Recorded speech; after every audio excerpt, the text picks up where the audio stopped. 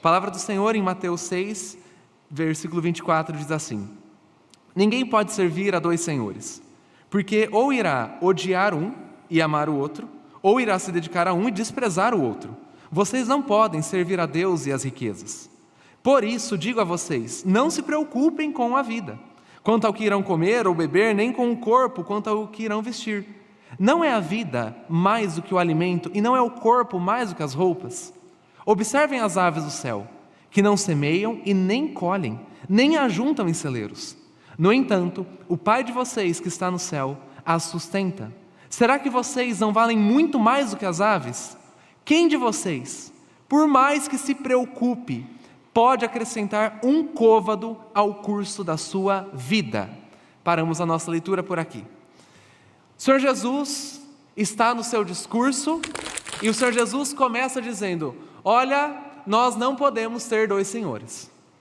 Nosso coração não consegue obedecer dois princípios de autoridade. Você pode ter um senhor e isso te levará a odiar outro, e você pode ter um outro senhor e isso te levará a odiar o primeiro. E aí o Senhor Jesus dá um exemplo.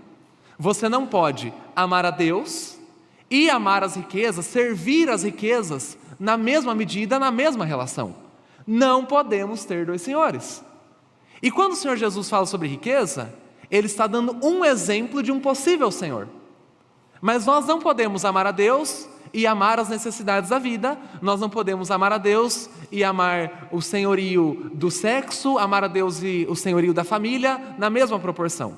Ou servimos alguém, ou servimos outro alguém. E aí o Senhor Jesus vai dizer: já que você não pode ter dois senhores, por isso, por ter um único Senhor, por servir ao Deus Yahvé, por servir ao Deus de Israel, não se deixe conduzir pelas preocupações. Não se deixe conduzir por aqueles temores sobre o que comer, o que vestir, como viver. Basicamente o que Jesus está dizendo é: se você serve às riquezas, ou às preocupações, ou às necessidades, você vai ser conduzido por isso. Mas se o seu Senhor for Deus, então o condutor da sua vida não podem ser as preocupações materiais ou as necessidades. Não fique preocupado em relação ao que vestir e ao que comer, se eles não são senhores da sua vida.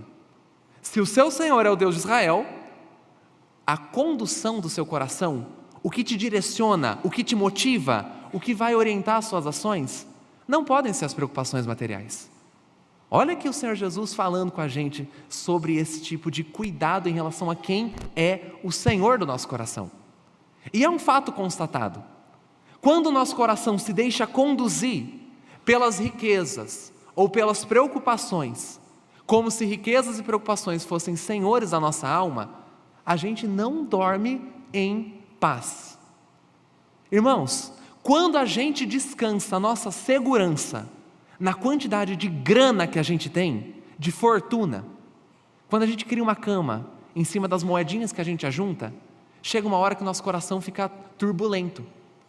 Quando o Senhor da nossa vida é algo que é mutável, como as riquezas, então as preocupações ficam girando no nosso coração.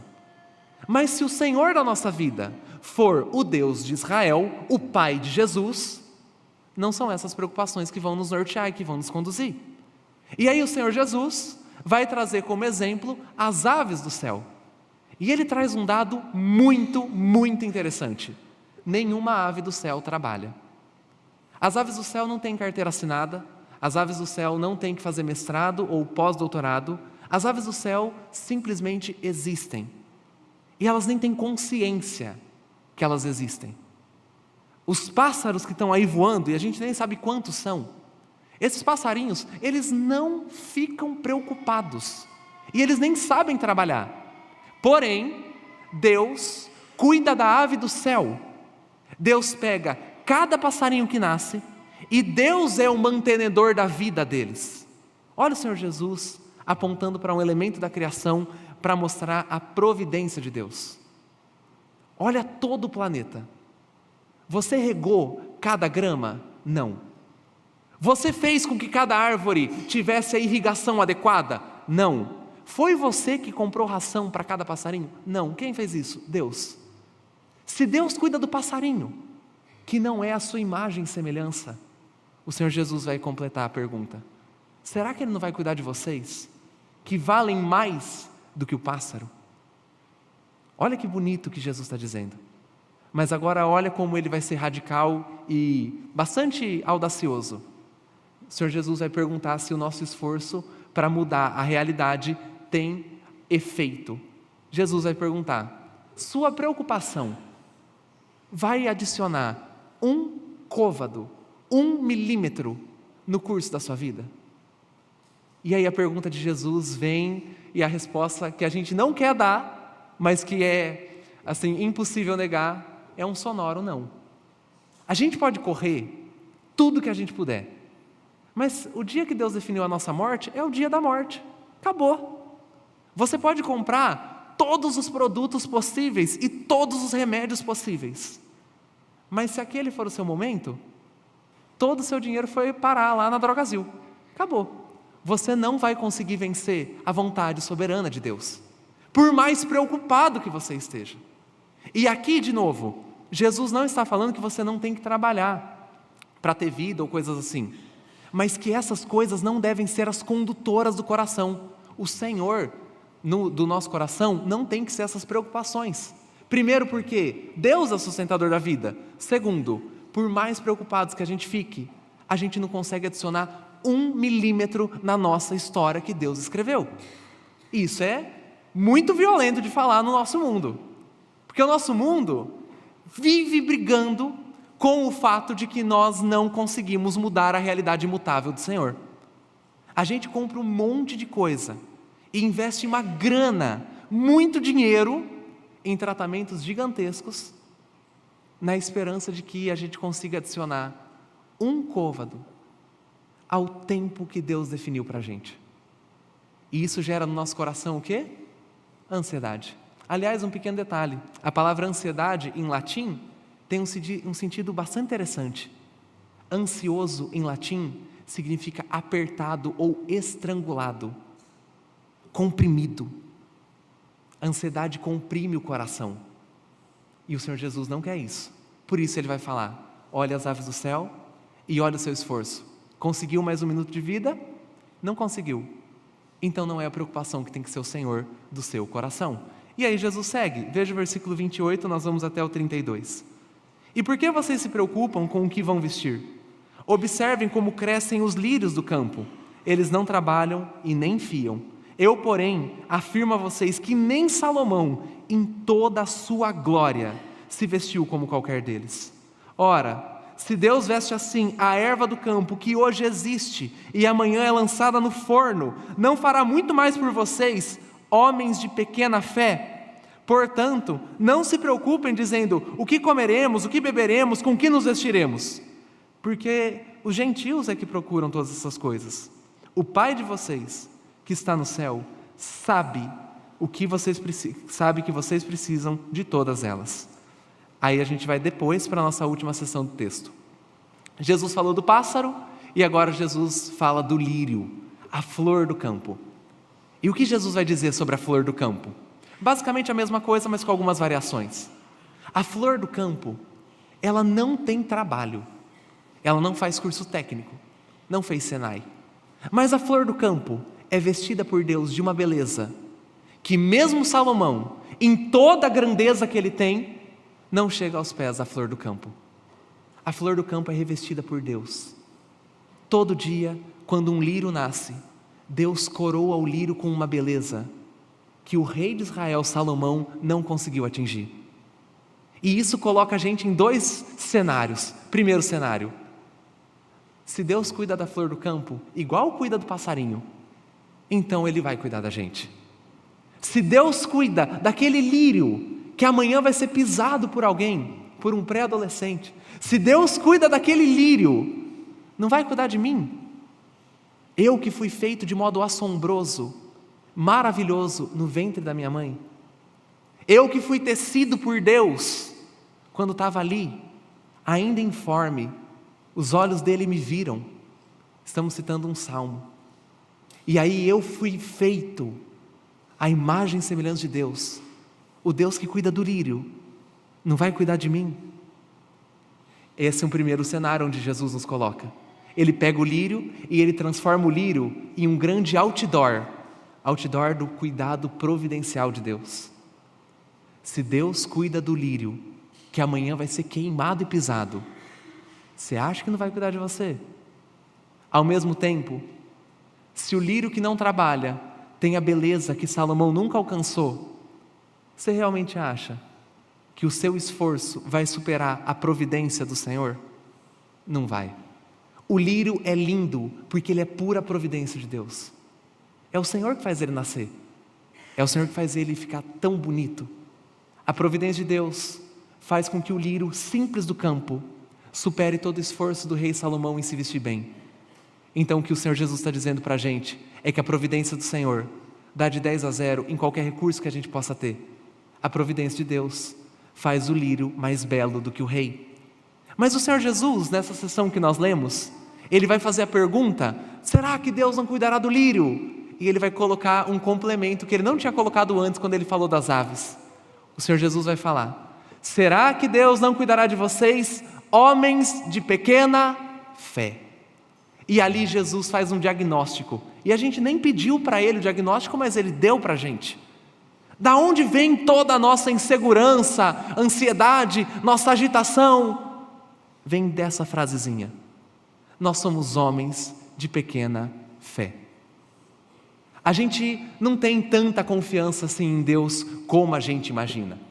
Nossa fé em Deus, ela vai crescendo na medida que a gente vai, deveria, né? Mas ela vai crescendo na medida que a gente vai se relacionando com o Senhor, mas a nossa fé não é grande.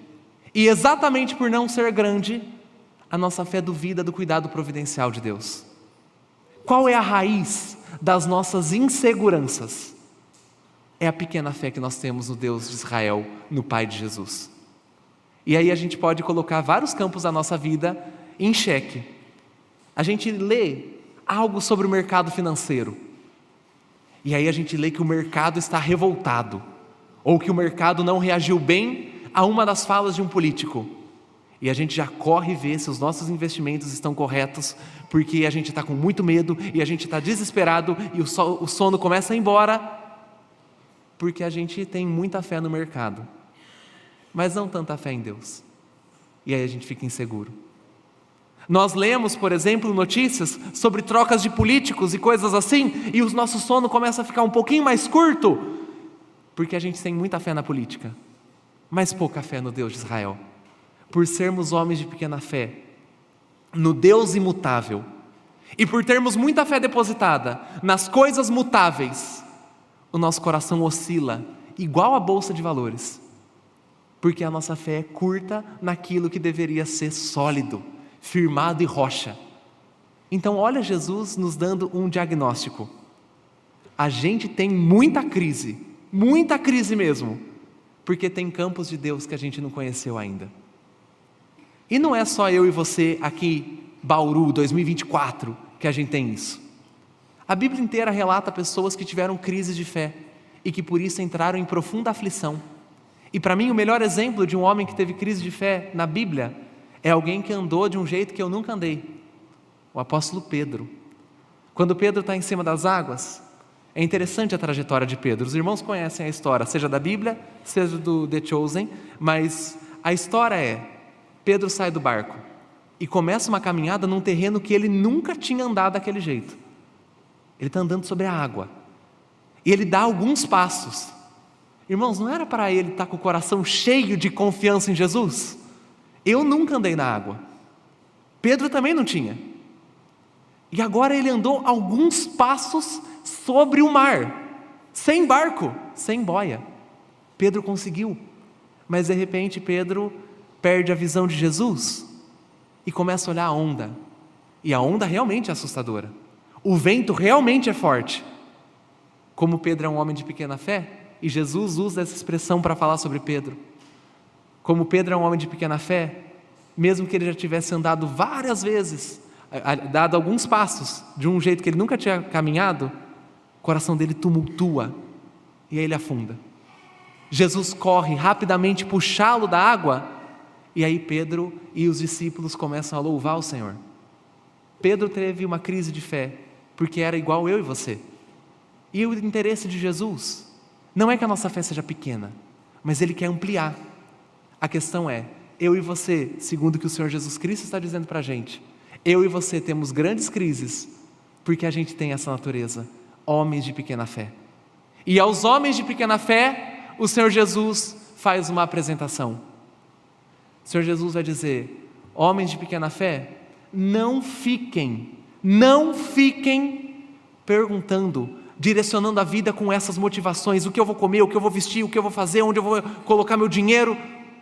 Quem faz isso são os gentios. O Pai de vocês que está no céu sabe do que vocês precisam. Aos homens de pequena fé, Jesus vai apresentar o Pai dele, o Pai de Jesus, o Deus de Israel. E ele vai dizer, os gentios estão preocupados. A vida dos gentios é conduzida com base nas preocupações, na ansiedade. Agora, a gente tem que olhar para esse versículo e perguntar, por que os gentios vivem preocupados?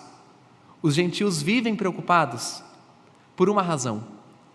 Os gentios não têm o Deus de Israel do lado deles. Quem são os gentios na época que Jesus fez esse discurso? São os romanos, são os gregos, os sírios, os egípcios. Os deuses dos romanos, dos gregos, dos sírios e dos egípcios não são deuses que caminham ao lado do seu povo. São deuses muito inconstantes. Só para a gente ter uma ideia, um dos deuses gregos, Zeus, ele teve uma briga homérica, na história da mitologia, né? Teve uma briga homérica com Hades. E quase destruiu todo o planeta porque ele perdeu um pouquinho o controle. Os deuses gregos não são como o Deus de Israel, que é um Deus que é pastor do seu povo. Deus que caminha ao lado, Deus Emanuel. Então os gentios vivem preocupados, porque os gentios caminham nesse mundo sem nenhum tipo de auxílio divino. Na verdade, eles estão tendo que lutar contra os próprios deuses. Assim são os egípcios, assim são os persas. Os gentios vivem preocupados, porque não tem do lado deles alguém que seja o campeão de Israel. Quem tem isso são os cristãos. E os gentios vivem preocupados por uma outra questão. Os gentios não acreditam em ressurreição, em um outro mundo, em algo melhor. Na mente do gentio, do romano, do grego, isso aqui é tudo que tem. Esse planeta e essa vida é toda a vida possível. Então, se eu não tornar essa vida a mais perfeita possível, vai chegar uma hora que eu vou para uma cova e acabou tudo. Como os gentios não têm esperança de um universo e de um mundo restaurado e renovado, os gentios vivem preocupados em fazer dessa vida a melhor das vidas, porque eles não têm outra. O problema é que eles fazem isso no mundo da queda. E aí o Senhor Jesus vai falar para a gente, vocês não são gentios. O Pai de vocês, que está no céu, sabe tudo o que vocês precisam. Isso significa que se nós temos algo hoje, é porque o nosso Pai que está no céu, o Pai de Jesus, definiu que aquela era a provisão para hoje. E se nós não temos algo hoje, significa que o Pai que está no céu definiu que aquela não era a provisão para hoje. Olha que situação. O gentio vive aflito. Preciso fazer esse planeta e essa vida virar a melhor das vidas.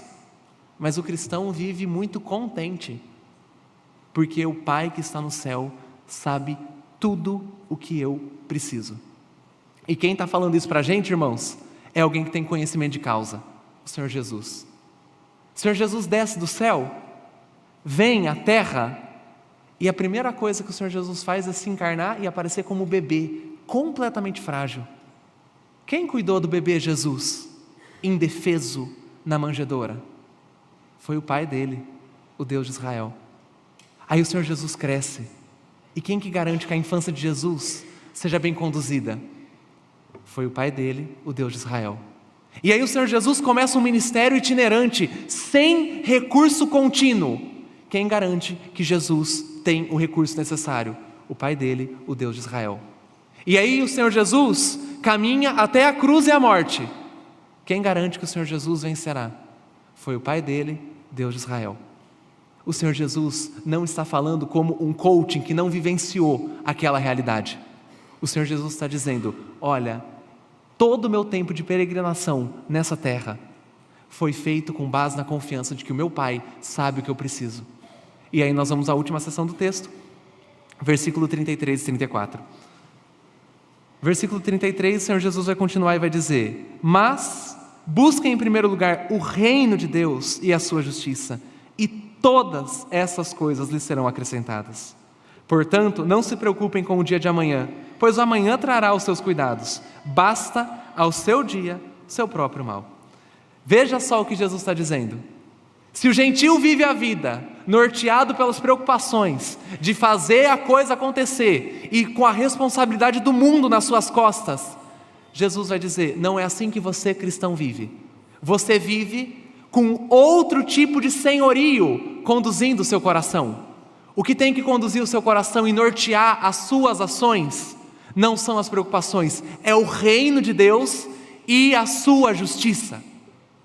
O que Jesus está dizendo para a gente é que no trabalho, a minha preocupação principal não tem que ser a minha promoção ou o aumento salarial. Tem que ser no meu trabalho manifestar o reino de Deus e a sua justiça. Na criação de filhos, a minha preocupação não tem que ser cercar a menina, o menino, para evitar que na faculdade ele vá se perder. Tem que ser o reino de Deus e a sua justiça em todas as áreas da vida do meu filho. Nos meus estudos, a minha preocupação não tem que ser ter o maior currículo possível. Tem que ser vivenciar o reino de Deus e a sua justiça. E o que isso significa? Significa colocar as vontades de Deus e a prioridade de Deus acima de toda e qualquer prioridade do meu coração. Buscar em primeiro lugar o seu reino. Afinal, diferente dos gentios, eu e você temos expectativa em um reino que é maior do que nós, que é muito mais abrangente do que nós, o reino dos céus. E aí Jesus vai dizer: investe nisso, investe no reino eterno, onde a traça e a ferrugem não vão destruir o teu investimento e a tua riqueza.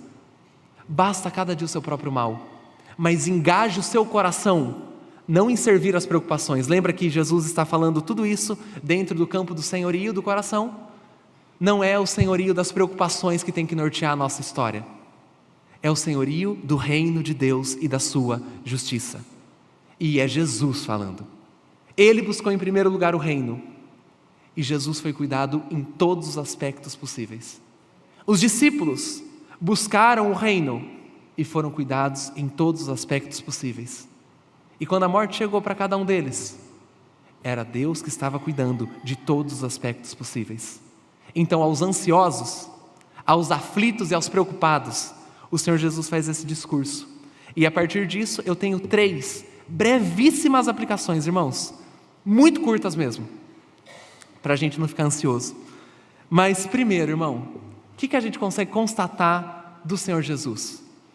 Que uma vida ansiosa é uma vida que está mirando um senhorio errado. Porque Jesus não foi ansioso. Jesus não foi preocupado na sua vida. Jesus foi confiante na sua peregrinação na Judeia enquanto esteve encarnado. Porque Jesus confiou plenamente no Pai dele, o Deus de Israel. Mas se a minha vida é uma vida marcada pela preocupação constante, pelo contínuo desespero e ansiedade, é porque talvez a minha confiança não esteja no Pai de Jesus. Talvez eu esteja confiando demais nos meus planos futuros. Só que eu tenho a consciência exata, ainda que inconfessa, de que os meus planos são falíveis. E aí o meu coração se tumultua. Se a minha vida e a sua vida são vidas marcadas pelo estrangulamento da ansiedade, significa que a nossa confiança está depositada no lugar errado. É cansativo confiar em algo mutável. Isso gera preocupação. Então aí vale o exercício interno. Se eu vivo uma vida preocupada, diferente de estar preocupado vez ou outra, que a gente sempre vai encontrar esse tipo de coisa na vida. Mas se a vida que eu vivo é marcada pela contínua preocupação e ansiedade, acho que a âncora do meu coração não está em algo eterno. Posso mudar a âncora do meu coração. Essa é a primeira aplicação. Se eu vivo uma vida estrangulada, não abundante, então não estou vivendo a vida que Jesus quer para mim. Porque o que Jesus fala para a gente lá em João 10? Eu vim para que tenham vida, e vida abundante. Não vida estrangulada e asfixiada, vida plena, vida cheia, não apertada. Aí eu preciso ver onde meu coração está confiando. Primeira questão: se vivo de forma ansiosa continuamente, a âncora onde eu me apoiei está no lugar errado. Segunda constatação: a ansiedade, irmãos, a preocupação fica muito pequena quando o Deus que faz o lírio aparece na jogada. O que faz a ansiedade perder o trono da nossa alma? O que coloca a ansiedade no cantinho dela e vai minando o poder que ela tem de fazer a gente perder o sono? Quando vem o Deus de verdade, o Deus de Israel, o Deus de verdade, o Pai de Jesus, quando aparece, coloca a ansiedade no cantinho que ela merece, fora, porque o Deus de Jesus é provedor. Então, se a ansiedade é uma marca da minha vida, o que devo fazer? Devo apresentar para a ansiedade o Deus que norteia toda a minha história, o Deus de Israel, o pastor do seu povo. E aí a gente tem que lembrar do Salmo 42, quando Davi, ele no Salmo conversa com ele mesmo. O que Davi pergunta para a alma dele? Por que está abatida, ó minha alma? Por que te perturbas dentro de mim? Resposta de Davi: espera em Deus, eu ainda o louvarei. Ele é minha rocha e escudo, Ele é o meu libertador, Ele é a defesa de Israel, Ele é o meu Senhor. O que Davi está fazendo? Está apresentando para a ansiedade dele o Deus que fez com que o Mar Vermelho fosse aberto para que seu povo passasse com pés enxutos. Está apresentando para a ansiedade dele o Deus que faz o universo rodar dia após dia. Está apresentando para a ansiedade dele o Deus Yahvé. Então, como a gente coloca a ansiedade no lugarzinho dela? A gente tem que mostrar o Deus de verdade. A ansiedade é um Deus falso que vive fazendo previsão do futuro. Se você reparar, ela funciona mais ou menos assim. A ansiedade chega na sua cabeça e ela chega com autoridade. Olha, deixa eu te mostrar o futuro que você vai ter. Está vendo isso que aconteceu? Deu errado. Isso aqui vai acabar com toda a sua família. Eu sei o futuro. Eu, ansiedade, consigo definir para você qual é o próximo passo. É morte, é tristeza. Melhor você correr. A ansiedade tem pretensões de divindade na nossa alma. Ela vive fazendo cenários possíveis. Vai acabar esse recurso. Isso aqui vai dar errado. Você viu quem foi eleito? Ixi, perigo, alerta vermelho. Como é que eu mato um Deus falso que fica fazendo previsões de futuro sem base nenhuma? Eu tenho que mostrar o Deus verdadeiro. Quando chega o Deus verdadeiro, a ansiedade morre, porque é o real Senhor. Então, primeiro ponto: se eu vivo uma vida ansiosa, a âncora da minha alma está no lugar errado. Segundo ponto: se eu quero matar a ansiedade, preciso apresentar o Deus genuíno para ela. Ela fica murcha diante do Deus Yahvé. E aqui, um parênteses, essa é a bênção de uma igreja. Essa é a bênção da amizade, essa é a bênção da família. Porque às vezes, eu e você estamos tão imersos no cenário catastrófico que a ansiedade colocou ao nosso redor, que a gente não consegue se lembrar de quem é o nosso Deus. E aí a gente vem para o culto, e o seminarista está falando sobre ansiedade. Aí a gente, Deus, lembrei. Ou a gente vai no grupo pequeno, e a palavra fala sobre ansiedade. Ou a gente liga para um amigo, liga para um irmão, liga para um familiar, e a gente confessa: estou ansioso, estou mal. E aí ele ora com a gente e lembra a gente quem é o Deus de Israel. Como é que eu mato a ansiedade? Vendo Deus. E glória a Deus, estamos coletivamente unidos nessa caminhada que destrona a ansiedade do nosso coração. Então já fica aqui até uma sugestão: se você é muito ansioso, tenha bons amigos que te lembrem quem é o Deus de Israel. E por último, irmão, Jesus não quer você com uma vida estreita, estrangulada, apertada pela ansiedade. Jesus quer você com aquilo que Ele chamou de vida abundante. E como o Senhor Jesus fala para a gente ter essa vida abundante? Jesus Cristo diz: busque em primeiro lugar uma coisa que é maior do que você, uma coisa que é mais eterna do que você. Busque em primeiro lugar o reino de Deus e a sua justiça, e descanse em todo o resto. Teu trabalho é buscar aquilo que é eterno, é buscar o reino, e aí o resto, dorme em paz. O apóstolo Paulo fez isso, e o que o apóstolo Paulo disse?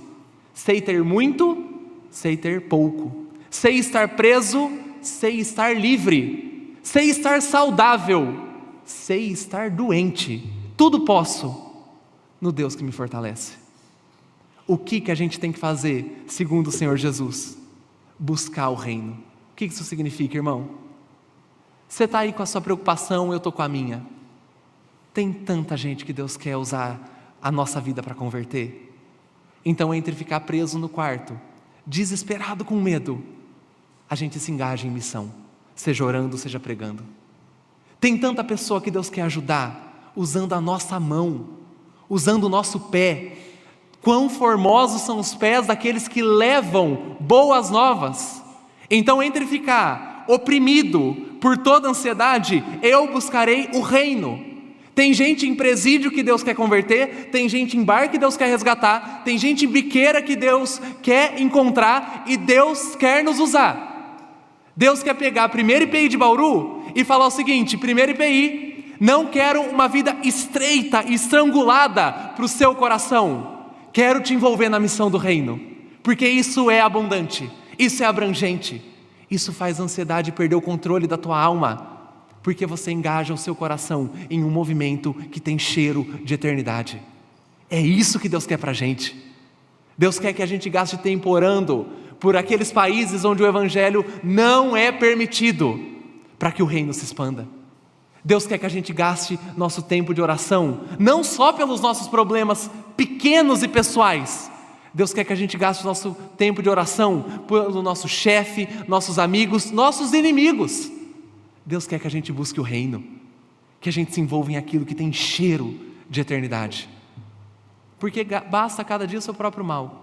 Deus fará todo o resto que a gente precisar, mas para a ansiedade não reinar no nosso coração, o Deus verdadeiro tem que aparecer, e um novo movimento tem que ser iniciado, buscar o reino de Deus e a sua justiça.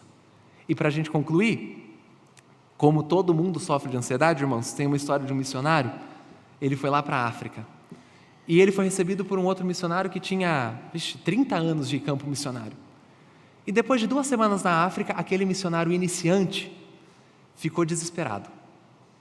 Faltou dinheiro, ele não conseguia aprender a língua, ele quase apanhou na rua, e ele chamou o missionário mais velho, começou 10 horas da noite, abriu o coração e falou: olha, tem igreja para ser plantada, eu não tenho grana, eu não tenho comida, eu não sei nem pedir água aqui nesse país, estou desesperado. E isso foi 1h da manhã, estou sufocando porque eu não consigo converter ninguém, a minha alma está angustiada. 3h da manhã, não sei nem ler a Bíblia na língua desse povo. E assim foi, e foi até 6h da manhã. Imagina a paciência do missionário mais antigo. Quando deu 6h, o missionário mais antigo pegou e falou para ele assim: olha, menino, vai lá na janela, vê o que você encontra com seus olhos. E o missionário novo, depois de ter desabafado por horas, correu na janela, falou: olha, eu vi o sol, tem algumas árvores e uns pássaros. Aí o missionário mais velho falou: nossa, que alívio, por um momento achei que Deus tinha deixado de ser Deus, pela sua descrição. Mas se o sol nasceu, e se o pássaro voa, então a providência de Deus continua se derramando. Vamos dormir para poder voltar para o trabalho. Irmão, você olha a vida e aí você fala: meu Deus do céu, o Senhor não sabe tudo que eu tenho que lidar. Olha só isso aqui, aquilo ali, olha aquele outro, pá. E aí Jesus chega para a gente e fala: sabe quantos lírios eu já vesti? Sabe quantos pássaros eu já alimentei? Igual ele faz para Jó. Sabe quantas ondas do mar eu já criei? volta a descansar e vai trabalhar para o reino. O sol continua subindo, o pássaro continua voando, porque eu continuo sendo Deus. Dorme em paz. E é isso que Deus quer para a gente. Ele não quer para a gente uma vida apertada, irmãos. Por isso Ele nos deu comunidade, por isso Ele nos deu amizades, por isso Ele nos deu o Espírito Santo e a palavra dEle, onde Ele aparece como nosso pastor, para sempre.